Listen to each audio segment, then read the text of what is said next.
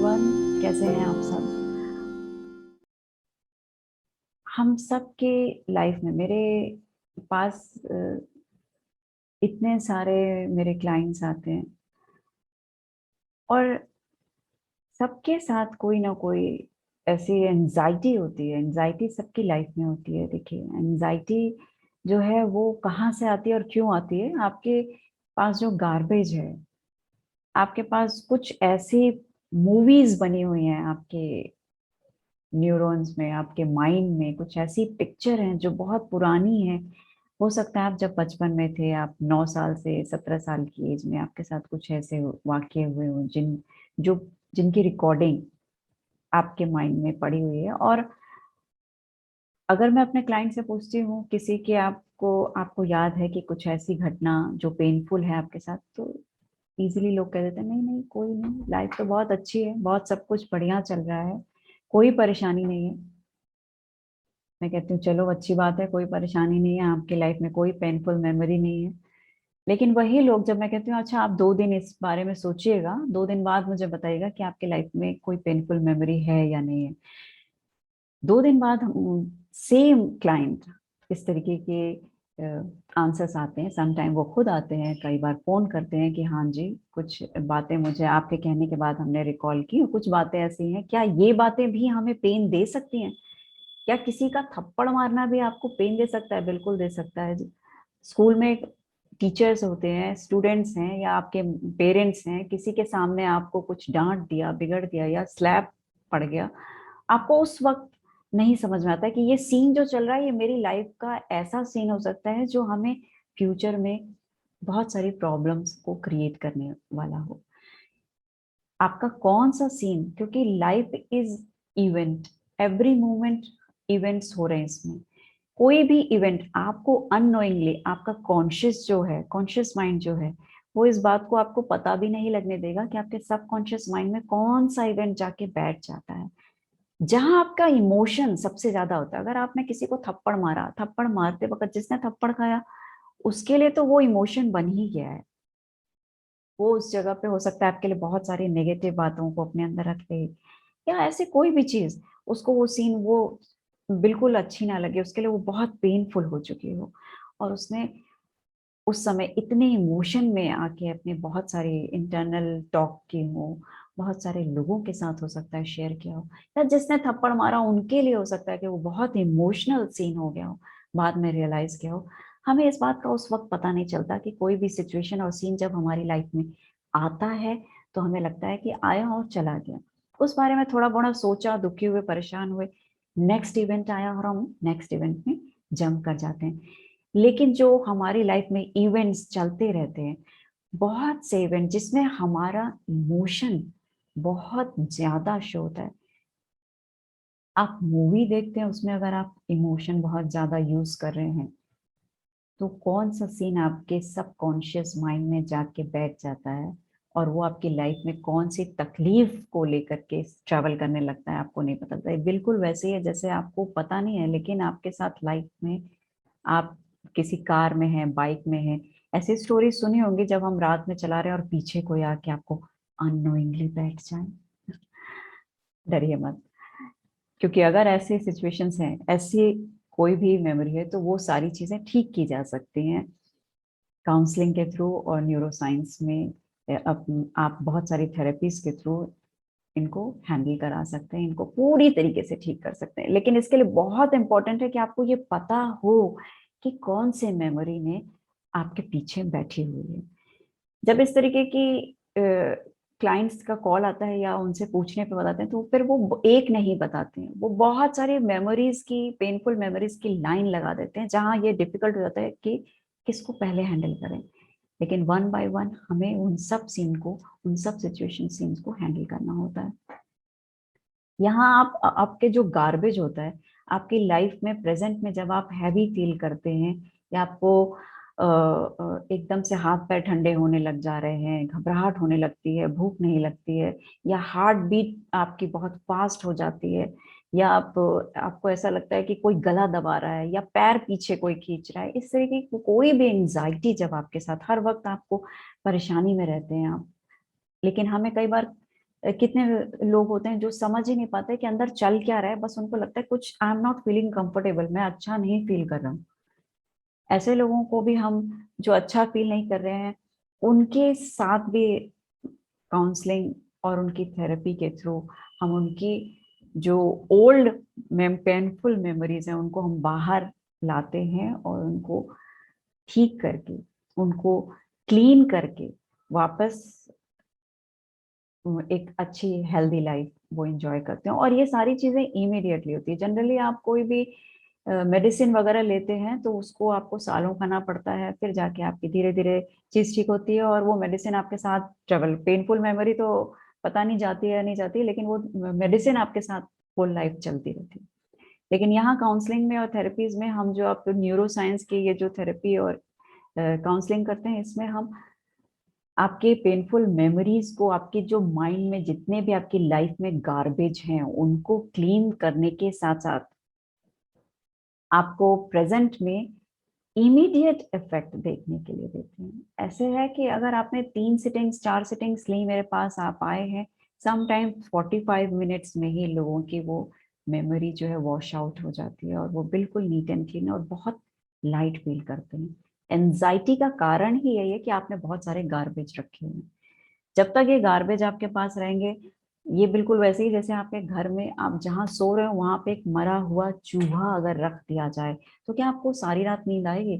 नहीं आएगी। आप सारी रात करवट बदलते रहेंगे, आपके लिए सोना मुश्किल हो जाएगा।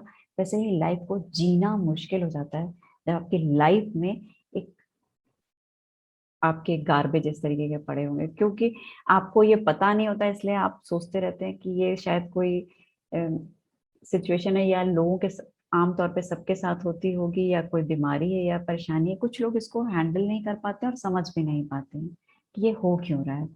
कारण इसका आपकी पेनफुल मेमोरीज ही है। तो किस तरीके से आप अपनी पेनफुल मेमोरीज को ठीक करें, जब भी देखिए एक बहुत, वैसे तो आपको सेंटर पे या हमारे जूम पे हम ठीक करते हैं, बिकॉज कई बार बाहर से दूसरी कंट्री से भी लोग अप्रोच करते हैं, तो उनको हम जूम पे भी थेरेपीज देते हैं, काउंसलिंग करते हैं। आप इनको जनरली किस तरीके से लें, क्योंकि इस वीडियो में मैं आपको ये एक बहुत ही नॉर्मल और शॉर्ट में मैं बताऊंगी कि आप किस तरीके से अपने मेमोरीज को हैंडल करें। जब भी आप लाइफ में बहुत खुश हों तो बिल्कुल शॉक होने की जरूरत नहीं है। जब आप देखते हैं कि कोई अच्छी चीज हो रही है, एकदम से लोग खुशी का क्योंकि इजहार करते हैं, जो बहुत ज्यादा खुशी का इजहार करते हैं, वो भी एक एंजाइटी है। बस होता ये है, ध्यान रखिएगा, ध्यान से सुनिए मेरी बात, ये लाइन बहुत इंपॉर्टेंट है कि जब आप बहुत खुश होते हैं वो भी एंजाइटी है। जी हाँ, वो भी एंजाइटी है, लेकिन आप वहां पे खुश होते हैं। इसीलिए बहुत सारे लोगों को आपने देखा होगा, बहुत खुशी में भी हार्ट अटैक्स आते हैं। और जब आप बहुत पेन में होते हैं तो उसकी भी एंजाइटी आपको आ जाती है।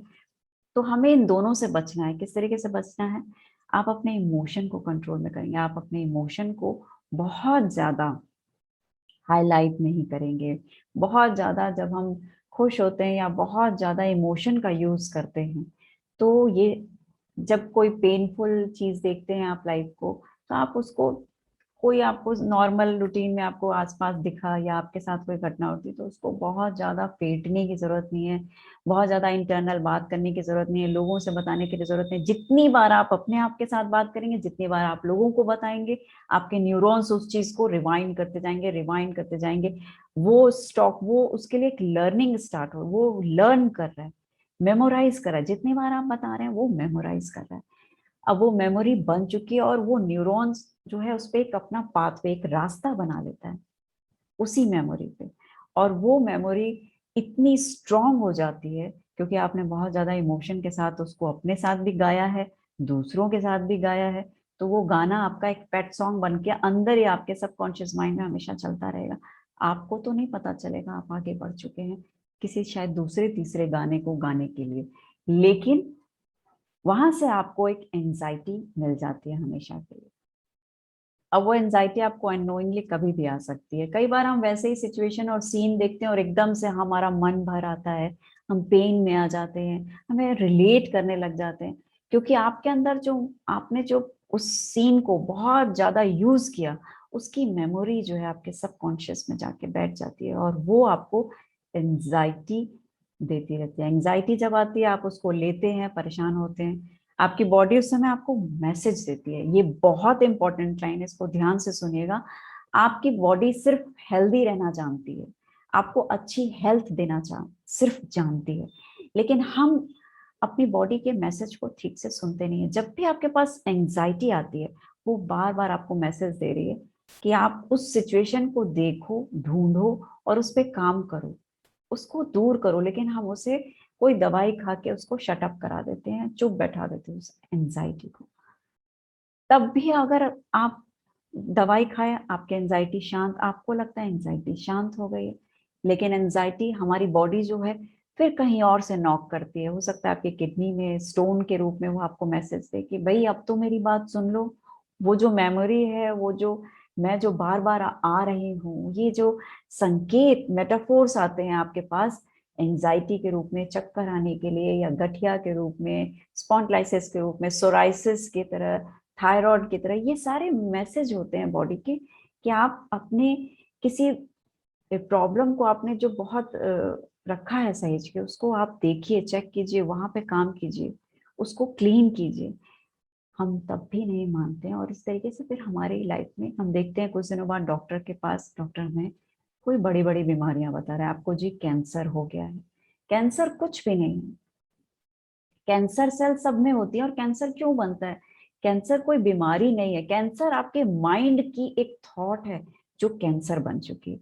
और इसको मेडिकल बिजनेस में इसे और भी ज्यादा हाईलाइट करके इसका एक बिजनेस बना लिया गया है कि, और इस लेवल पे इसको रखा गया है कि लोग इसके नाम से ही डरने लग जाते हैं।